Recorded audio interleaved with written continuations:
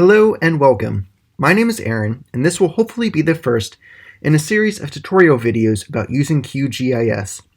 These tutorials will focus on using QGIS to create maps that display election results and similar information. This video will cover the most basic aspects of map making so that you can create maps of your favorite elections. As an example, we will be creating a map of the 2018 gubernatorial election in Pennsylvania by county, shown here. I will do my best to not assume you have any prior knowledge and to clearly explain what is going on. The one thing that I won't show is how to clean and format election data. That gets more into data science and programming, which is beyond the scope of this video. If you have any questions, comments, or concerns after watching, feel free to post in the comments, and I will do my best to respond and point you in the right direction. This video is divided into multiple parts. You can watch any part in any order by clicking on the corresponding link in the description. The first thing you will need to do is download QGIS. The link will be in the description. If you already have QGIS, you can just skip to the next section. To download QGIS, just search for it, QGIS, if I can spell it correctly, or go directly to QGIS.org. The home page should show a Download Now button, and from there, you can choose the QGIS version for your computer and follow the installation instructions. I'm not going to show the whole installation process since there's nothing really complicated about it, and I already have it downloaded. Once you have QGIS properly installed, you can now begin making maps. In order to color the map, you need to have the map itself, which should be in the form of a shapefile. Shapefiles are fairly ubiquitous, although some particularly unique or granular shapefiles can be hard to find. For our example, we need a county outline for Pennsylvania, which we can find by just Googling Pennsylvania county shapefile. There are a number of different links that kind of point to the files you can use, so it might take a while to find what you're exactly looking for, but here we go. PA counties are GIS with the counties, and we'll just click download here, and there it goes. So we can actually, this will initiate the downloading of the shapefile, which is actually a collection of files, usually found together in one folder. You should find the folder wherever your downloads are saved to. So here we have my downloads file, so we have the PA counties clip. We'll just open up this folder and you can see a number of files within this folder. Every single one of them, or at least whatever it comes with the download, is going to be necessary in order to read and display the map. This file right here, pacountiesclip.shp, is the actual file containing that you will be using in QGIS to display the map.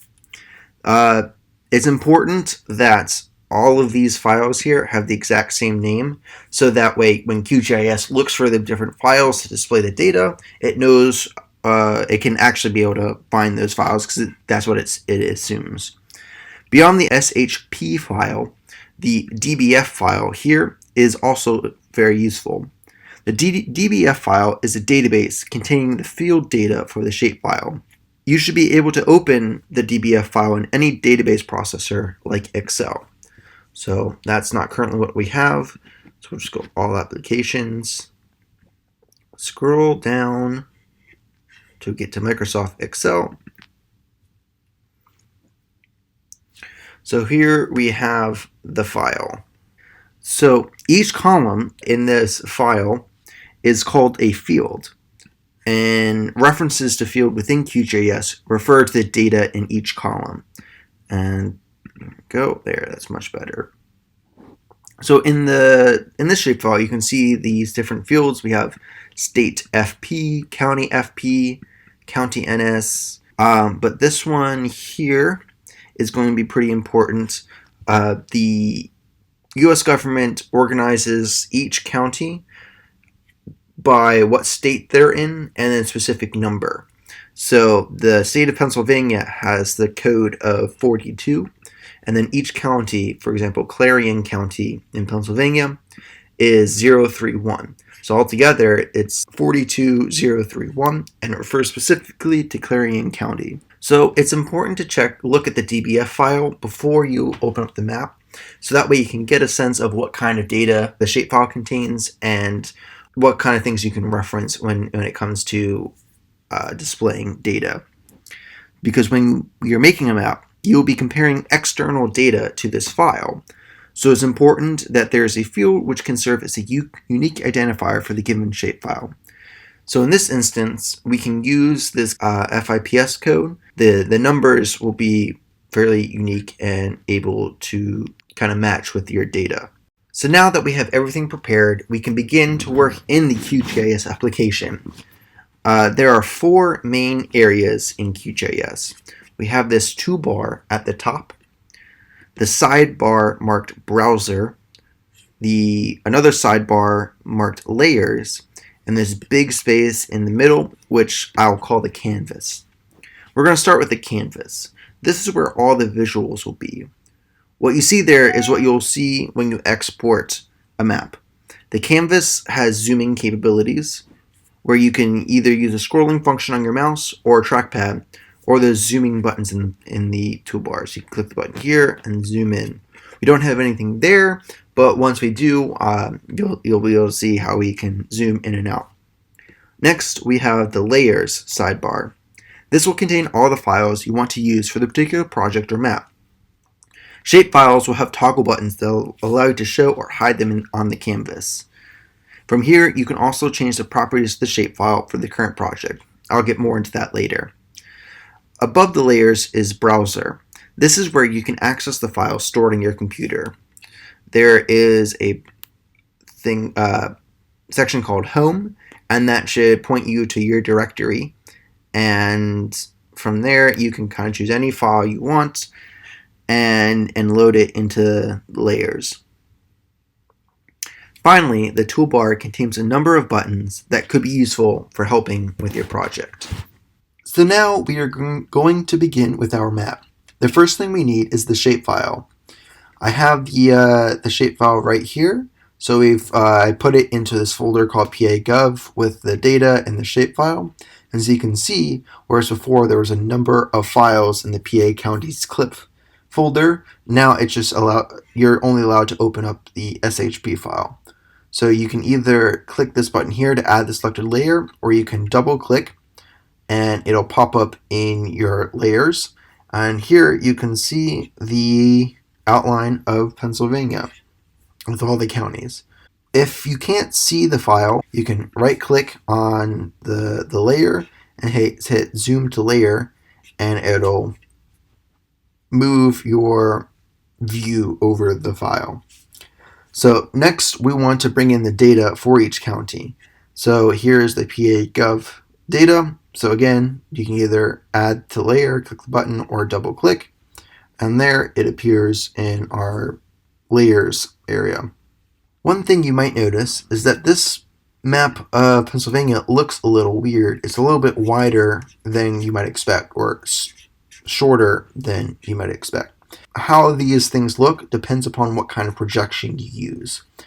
So down here on the right, we have this button here, and it brings up the project coordinated reference system. So what we can just do is search up here for Pennsylvania.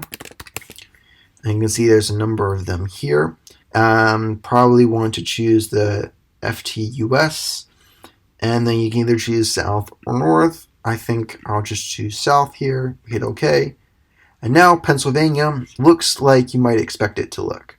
Now that we have our map set up, we want to join together the data in our external spreadsheet and join it to the shapefile so that we can start coloring. So to do this, we're just going to right click on the shapefile and go to Properties. And this dialog box here will show you all the different things you can do directly to the shapefile. So we're going to come down here to Joins, and we're going to go down here, hit the plus button at the bottom, and we're going to choose from our join layer. So we're going to have PA.gov 2018. Here are all the fields in the PA Gov 2018, and so we want to match the FIPS value here, and we're going to match it with the County ID FP. We'll hit OK, and you can see that we have this join layer here. To check that the join worked, you can make sure that you have the shapefile selected. Come up here to this little icon here called Open Attribute Table, and you can see this Armstrong County was correctly matched with the Armstrong County in our data. Now that we have the data in our shapefile, we can color our map accordingly. All of the preparation we've done will make this part easy. To color the map, just open up the Properties dialog box for the shapefile, which you can also do by double-clicking on the shapefile. We're going to go up here to Symbology, going to click Simple Fill, and here we have the different ways that we can color in the shapefile. So there are these 5 important things that you can change. We have the fill color, the fill style, the stroke color, the stroke width, and the stroke style. So fill refers to what goes on inside each of these polygons or shapes. Stroke refers to the border. So for fill, we have what the color is, and we can change it to something else. Let's say, like, I don't know, this like light blue turquoise color. We hit OK, and boom, now it's a different color. Stroke color refers to the color of the boundary, so we can make it whatever kind of color we want. Stroke width refers to the actual thickness of the line. So if we want to make it really thick here, we can change it to this 1.226, and you can see that these lines are super thick. So we want to color each of these shapes according to how well the Democrat or the Republican did in that county. So we want to have a fill that changes for each polygon. So to do that, we're going to click this button to the right of fill color.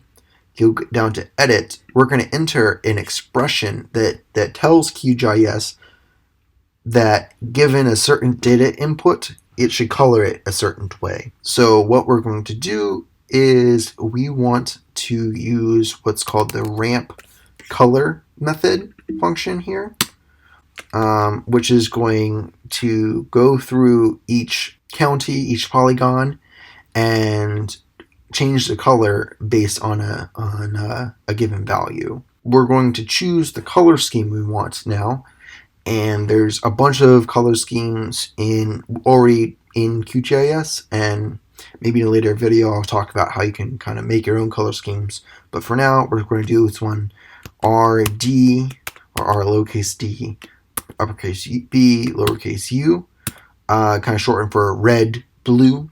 And it's this red-blue gradient that goes from red all the way up to blue with white in the middle.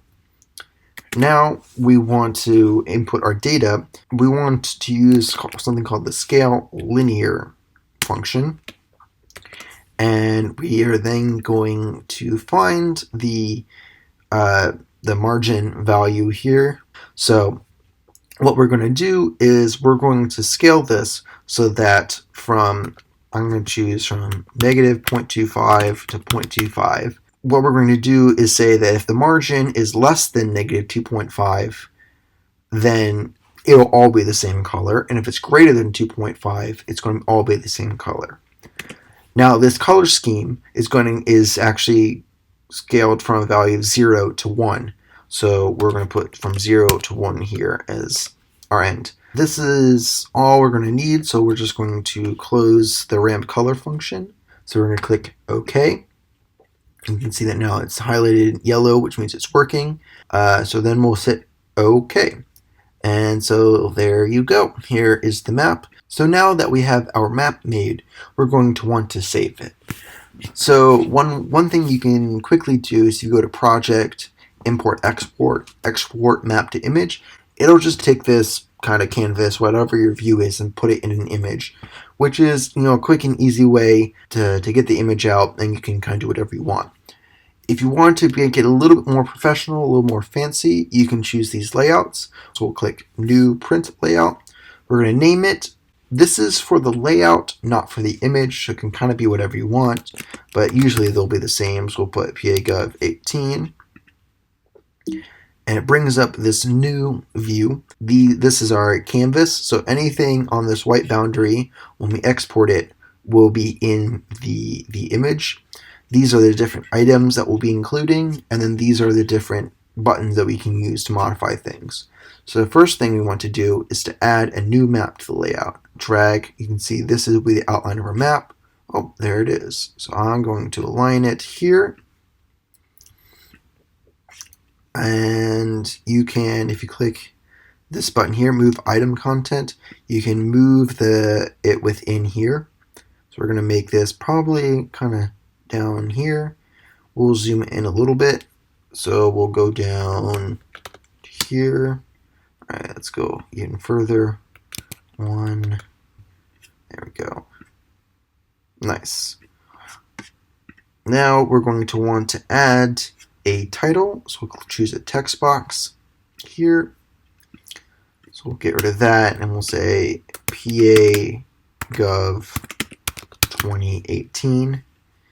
I want it to be in the center, and then I want to change the font. I like to use Georgia, and we're going to make it a little bigger, so we'll go up to 36. Actually, I think put a frame around it. I think we'll just Governor. Okay. Pennsylvania Governor 2018. Alright, that looks a lot better. We can stick it in the middle here.